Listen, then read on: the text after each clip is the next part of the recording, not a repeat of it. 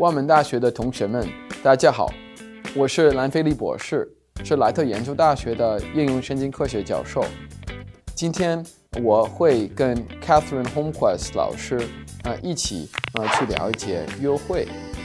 那么我跟 Catherine 代表不同的约会的一些方式今天我会采访她，然后问她一些比较重要的问题。我要你们注意到的几个点第一个点是要注意到她对约会的一些希望和要求，而且第二个点是要注意到她的回答的问题的方式。我觉得这次采访特别有意思，而且特别好玩，因为它代表了一些对约会的一些自由和一些希望。我通过这个采访也学到很多新的东西。我会用英文去采访他，但是要记得我会用中文。然后接下来我们也会听到别的老师对约会的一些看法。我们去上课吧，听 Catherine 老师如何去约会，而且学一些新的对亲密关系的希望和要求。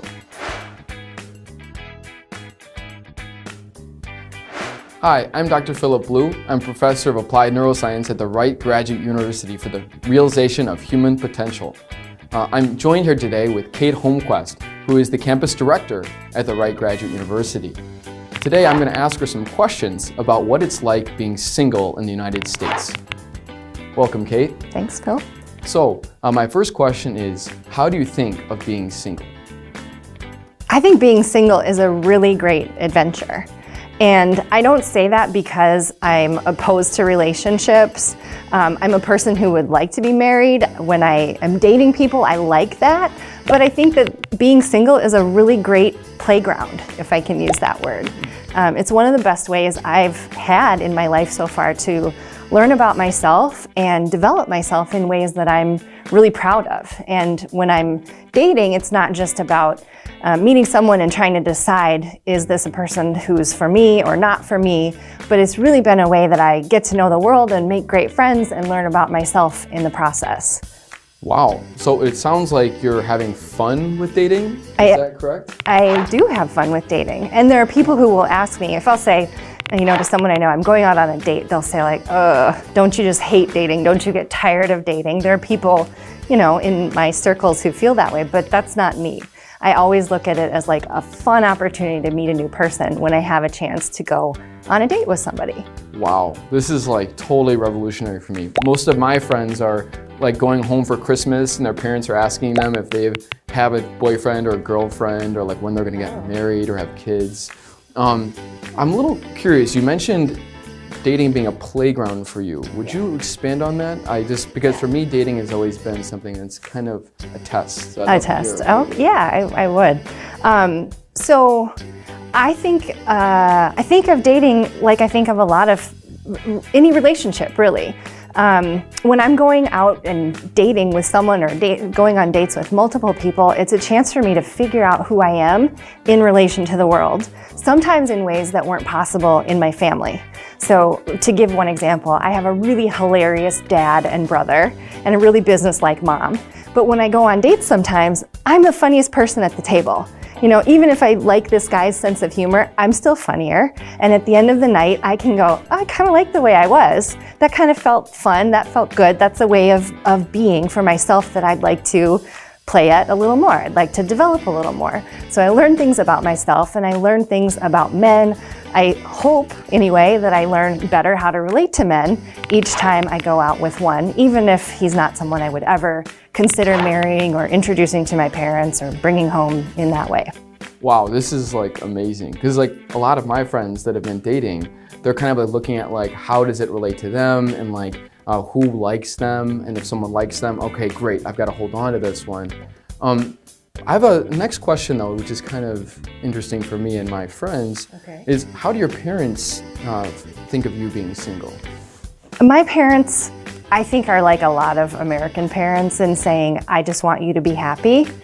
I mean, some parents that I know of from my group of friends have ways of pressuring their adult children. I'm almost 40, I'm 38 years old, but literally it was only 3 months ago, the first time my mother said to someone else in front of me who'd mentioned they have a son who lives in Chicago, "Oh, is he single?" Never in my entire dating life before that had my mother ever given a hint about trying to set me up with somebody. And I'm in an environment where there isn't a lot of pressure for that. I have really cool single women friends who, you know, I can look at them and look at myself and go, "You're pretty cool and you're single. This must be okay." And I also have the advantage of having a younger brother. He's 2.5 years younger, and he got married to his high school sweetheart before they even graduated college. So if there was any pressure to like continue the family name, that was off. Now they haven't had kids yet, so I expected that eventually the screws would turn and I'd start hearing some things like, well, maybe you need to, you know, or are you thinking about this? But it's never happened in my family. And I've had the conversation with them openly now, that, you know, they respect what I'm doing with my life and the cool opportunities I've had like around the world through the people I've met, dating and otherwise. Wow, around the world. That's very cool. Yeah. So you mentioned early on, and I find this really interesting, that like on dates you've been exploring like different parts of yourself and who you are. Yeah. What do you think the advantage is of being single?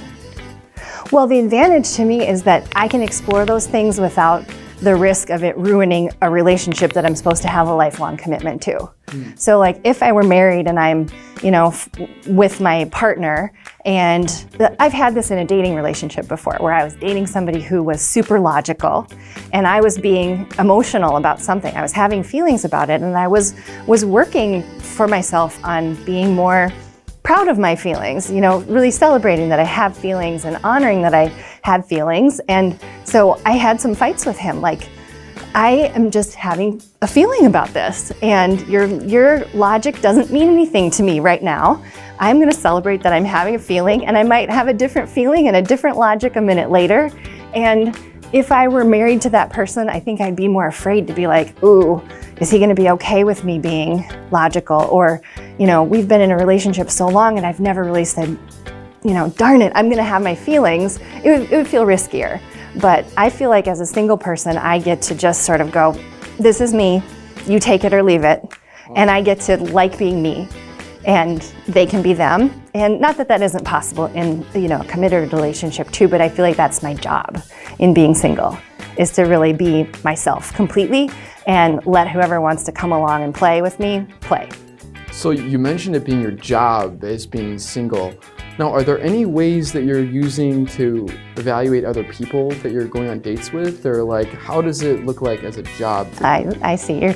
You're picturing it like employee evaluations. Like an interview or something. Yeah, well, I mean, I do interview the people I'm dating. Oh. I'm good at conversation, so why wouldn't I be my full self and be like driving the conversation and really seeing what they're made of and how they bounce back and play with me, and also seeing if they generate conversation. So the word interview is really appropriate for me.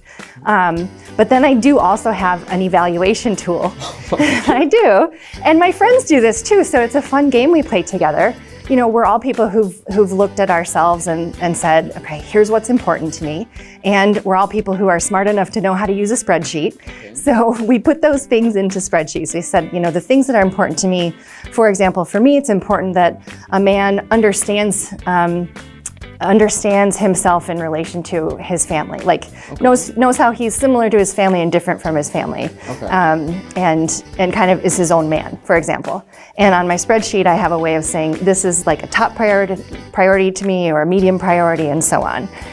It's important to me that somebody doesn't use drugs or alcohol excessively. So that's in my spreadsheet. And when I come home from a date, I have like 10 things that I'm gonna go, okay, Joe was rated 5, 4, 5, 5, 5, and I've been doing this for a while, so I can tell you what the best guy I ever dated scored compared to Joe, who I was out with today. And in addition to like feeling in my guts, do I want to see Joe again, I can look at the numbers and share the numbers with my friends and go, I went out with a 171 tonight. Yay, you know, I think I'll see him again. Okay. So I do. Some people would think that's like taking it too seriously, but I know that in dating, it's easy for my head to get away from me. Yeah. So it gives me one thing where there's an objective set of criteria where I've said in advance, these things are important to me, and it's what I want to orient to and looking at as I'm meeting men. Wow. So this is fascinating. And I have a question, just like a follow-up question. Okay. Do you have the spreadsheet open as you're on the date with the guy? No. Okay, so he doesn't know you're doing it. You're doing it. Done that. Okay, No, that was- and sometimes I go home and I realize that I can't answer all the questions on my spreadsheet, and it tells me, it also is an evaluation of me that way. It says I wasn't curious enough, or I didn't have my own values enough in mind as the date was happening, or, oh, okay, here are 3 more things I really need to find out more about when I see him again. Oh, okay, cool. Okay. Well, yeah, do you have anything else you'd like to share? Because this has been very revelatory for me and has been totally different from the dates that my friends have been going on. I just want to share one. Yeah. So my friends now who are dating, they're like telling me about how they're managing the system. And so like how they're going on a date with someone and they're trying to like help that person like them or kind of like manage the situation. Yeah. So they're spending hours just like on text messages and like, how should I say this? Or what should I say to like get her to like me as opposed to just being myself? And it's totally flipping it on its head for me that you are like evaluating them and seeing whether or not you like them. Yeah. So this is really cool, and I'm just so happy that I got to talk with you about this. Well, can I say something about what you just said? Please. I mean, one of the pieces of coaching I've gotten from Dr. Bob Wright and others along the way is to be the buyer. You know, like imagine yourself in the shopping mall. You're the one buying, you're not the salesperson trying to sell. Yeah. So it is my job, again, to say what my job is, to go out dating. You know, I know what I want. Hopefully, I know what I want. And that's part of my job too, is to know what I want and be the buyer rather than trying to sell someone on the idea of liking me. And we talk a lot about, you know, I want someone to like the real me, not the me that I had to work so hard at my text message to create for them. So that's an important value to me, is to really not try to get somebody to like me, but to be me and let them decide. And some have decided they don't like me. I've been at dinner and I've asked somebody hard questions to the point where he got up and walked out. And I loved that.